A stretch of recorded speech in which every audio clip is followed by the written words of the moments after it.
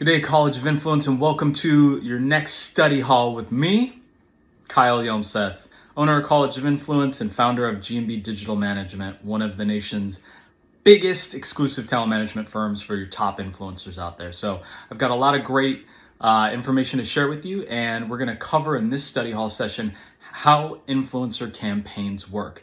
We're breaking this down into 5 sections so you can easily follow along, and we're going to jump right into it right now with the first section, which is how do influencer campaigns come to be?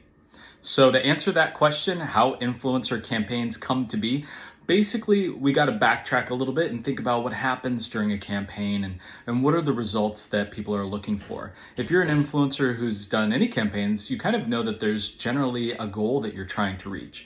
And so if we think about what are the goals in the minds of the people that plan these campaigns, well, there's the answer to your question. If it's a brand, generally they want 2 things. They're looking for brand awareness, so they want more people to know about their product, or they're looking for sales. And that means, of course, they're trying to convert and see more people adding things to the cart online and, of course, purchasing and getting those products into those homes and into those hands, right? So influencer campaigns really start with goals, brand awareness, or of course the sales and conversion. And then the brand sits there and thinks about how do we reach those goals? Who are the right influencers to pick to reach those goals? Who really matches with our brand aesthetic? And they go down all these criteria. They think about a lot of things. Where does the influencer, where are they located?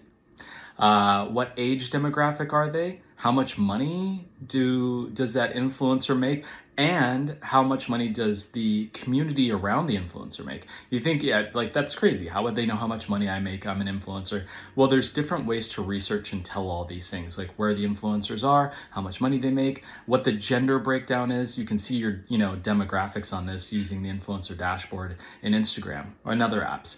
So when we're planning a campaign as a brand, when we work with brands, of course, to plan those campaigns, what we're really doing is saying, okay, in order to reach one of these 2 goals, and sometimes those goals are combined, but if we want to reach one of these 2 goals, who are the right influencers that are going to be where I want my product to be? If I want my product to be in the hands of all the people around Los Angeles, I'm going to look for influencers who primarily speak to the Los Angeles audience, right? And if I want it to be in Austin, Texas, same. If I'm looking for women between the age of 25 and 65 in Austin, Texas, then I need to find influencers who really speak to that crowd. And that was a big crowd, so it's kind of a wild example. But everything about planning a campaign and how a campaign comes together really starts with what are the goals of the campaign. And a brand's gonna figure that out, and then they start to come up with what does the campaign look like after that.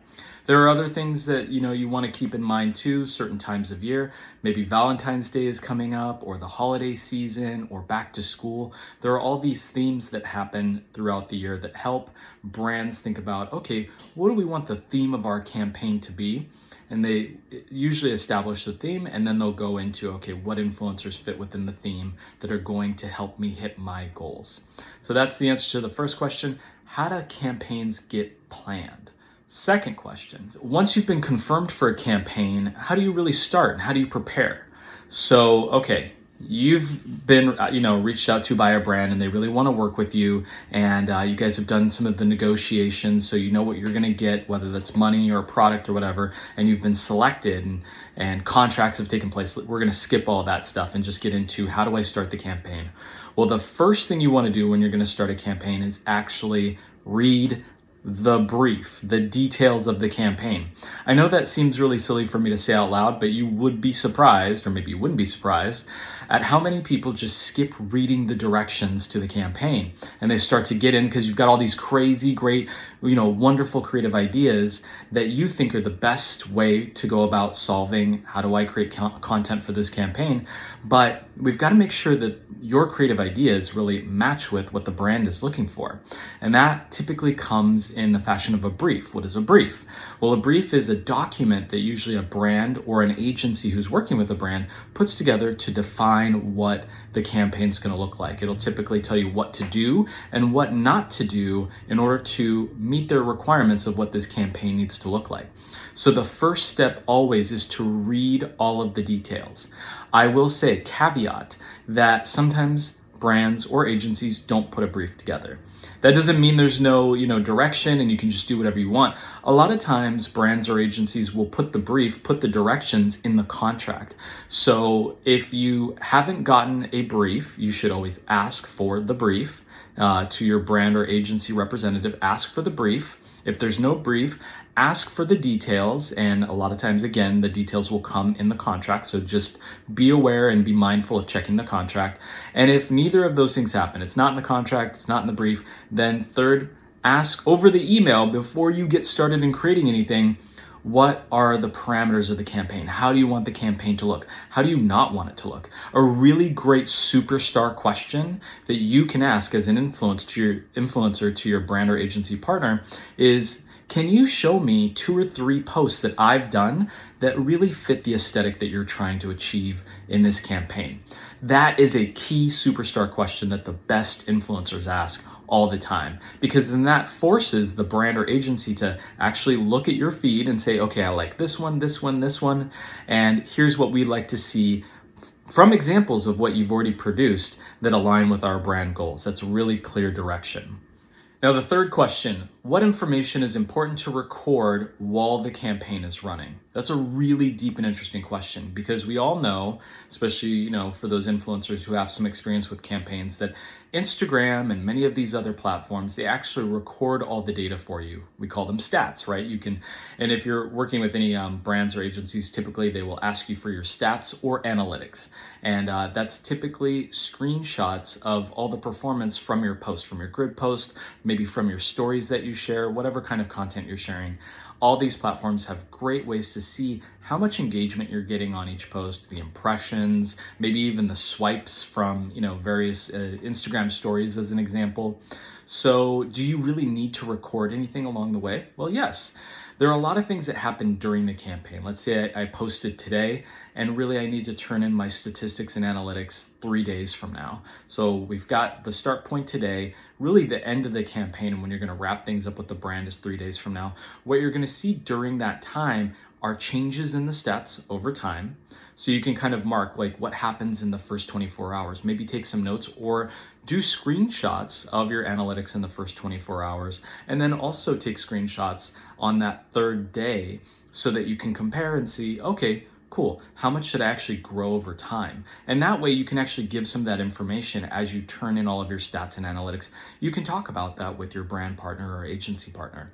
Another thing that's really key to record over time and keep mention of or keep mindful of are 2 things: DMs that you receive about the campaign and comments you receive about the campaign.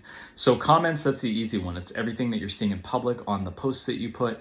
And so a great idea for, I would call this another superstar idea, is to take screenshots of really powerful comments where you see your community reacting to your post and to the product that you've just promoted. Okay, so take screenshots. That way you can share that back with the brand and show them how much people were engaged and really excited about the brand. The other thing you can do is, of course, take screenshots or really just be mindful of the DMs that you're receiving, because a lot of times you'll see that your followers, your community, they want to get more information directly from you. All right, so they'll hit you in the DM. So you can always take screenshots of the great questions that you receive.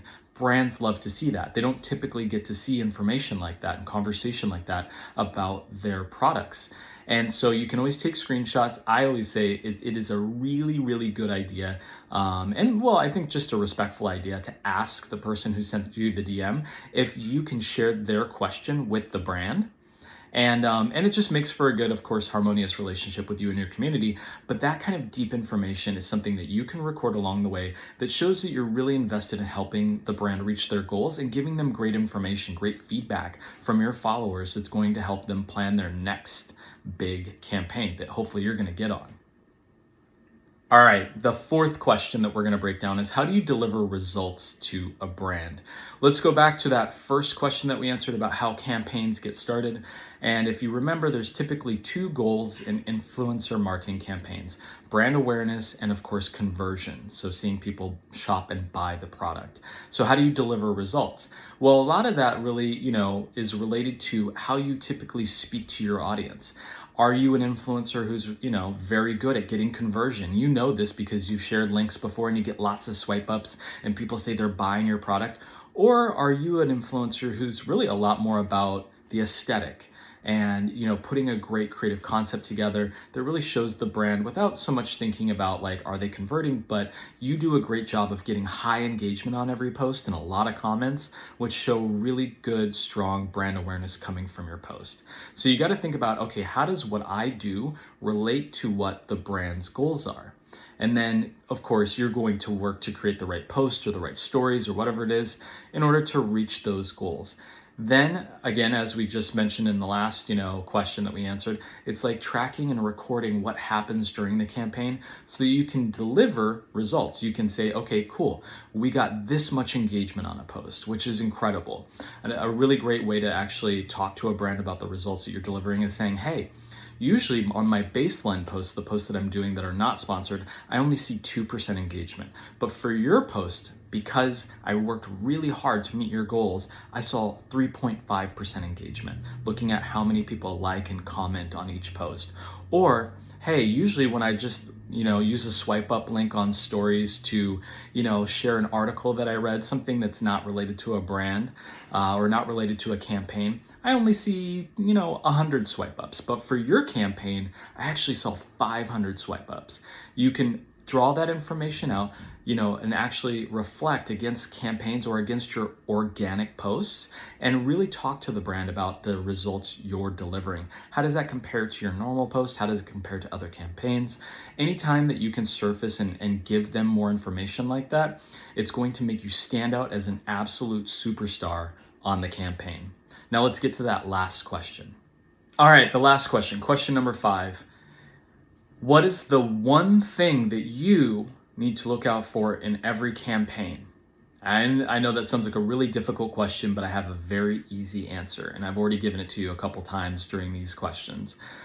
The one thing that you need to look out for as an influencer in your campaigns is, are you focused on reaching the client's goals? And a lot of times, you're going to have to ask questions up front to make sure that you clearly understand the goals. But overall, the only thing that matters and the only thing that's going to get you hired again is, are you helping them reach their goals? Did you do everything from recording different stats to, of course, how you initially set up and really work towards your creative concept? Did all of these things really go to serve the purpose of helping the brand who's hiring you or the agency who's hiring you reach their goals? As long as you keep their goals first and foremost in your mind, and then you use your creativity and your community to reach that goal, every brand, every agency is going to be incredibly impressed by not only the effort you put through, but just generally the idea of working with you. And that's what really leads to repeat business, repeat clients. When a client sees that you are putting their goals first, that's how they know that, hey, this is somebody I want to reinvest in. This is somebody that I can really see as a partner. A partner puts the other person's goals first and then uses all of their tools and their creativity and things to help reach the goals of the person who at the end of the day is paying the bill or giving you the product. So the number one thing that you can pay attention to in any campaign is, again, what is my client's goal? And then you think, how do I help reach that goal? All right, that's all for today's study hall. This week was incredible. This was a huge topic, and I hope that you all got a lot out of it. You can always join College of Influence, subscribe to our VIP subscription, and get in touch and really learn a lot from all of our different instructors. And of course, next week, we're going to have a great study hall set up for you. So be sure to tune in then.